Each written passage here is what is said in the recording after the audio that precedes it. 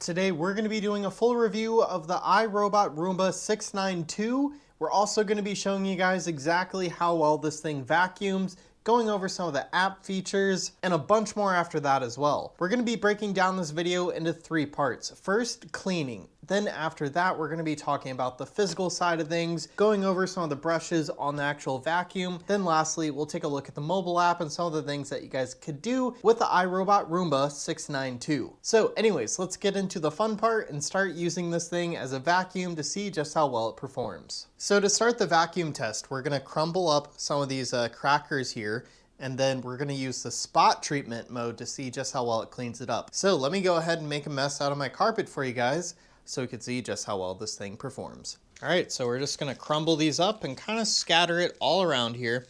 This is for testing purposes. All right, so we have a mess right there.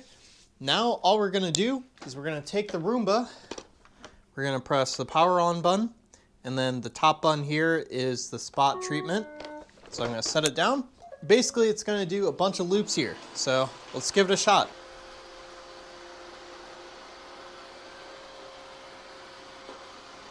And already, as I'm watching, this thing has cleaned up almost all of the crackers on its own.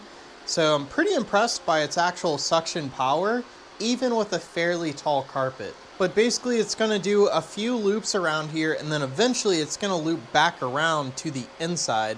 So it's about to hit the tripod, so it's probably going to have to adjust here, but it's going to go across everything here twice to make sure it picks up every last crumb. So it's about done, and it should give me a notification any moment. And there we have it. That thing did an amazing job. So now we're going to do just the standard cleaning mode. So basically, we're just going to set it down, press the power button again, and this is a randomized robot vacuum, so it's kind of just going to bounce around until it cleans up the entire room. This thing does have a really good battery life, so it does a pretty good job at cleaning a fairly small single floor house. So if you guys have a house with 2 floors and you're worried about this falling down the stairs, I do want to mention that this thing has sensors on the front to make sure that it won't go downstairs. So you guys don't have to worry about that. Alrighty, so as you guys can see, this robot does a pretty good job at cleaning the room, but it definitely has a very random path.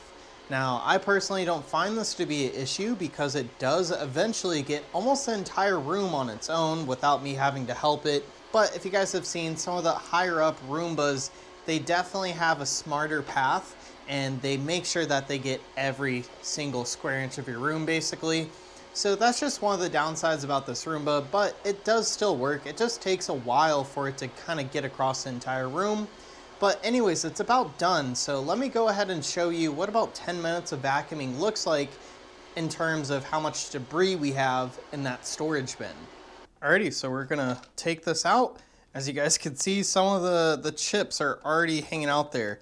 So just be careful when you guys take this out. Maybe just do this over a trash can and don't do what I do. So to empty this, all you guys have to do is press this yellow tab, and that is all from this clean. So just about 10 minutes, it's collected a bunch of hair and those crackers that I used to test this. Now all we're gonna do is kind of tap it here, get some of that dust out of here. If I wanted to, I could even take that filter out and dust it off, but I just recently did that. So I think we're about good, and we're gonna go ahead and throw this back in the Roomba. So just throw this corner in first, and now push it in. Now it's all back together. So here is a closer look at the iRobot Roomba 692. On the top here, we have the power on button. And if you guys press this again, it'll actually start to clean. We have a home button. If you guys press this, it'll return home. And then the spot cleaning button, which is what lets it kind of clean in a circle if you guys have a big spill. Back here, this is just the release for the dustbin. And then the front has a giant bumper here, and this is how it knows that it needs to turn around. If it bumps into something, it'll just change directions kind of randomly. So on the bottom here, this is where all the magic happens. We have 2 really big wheels. So this just helps it get up on top of that carpet, and also it can go down a little if it's trying to squeeze under, maybe say like an entertainment center. This wheel's not powered or anything. It's just kind of here for the ride, as these wheels do most of the work, these nice big rubber wheels.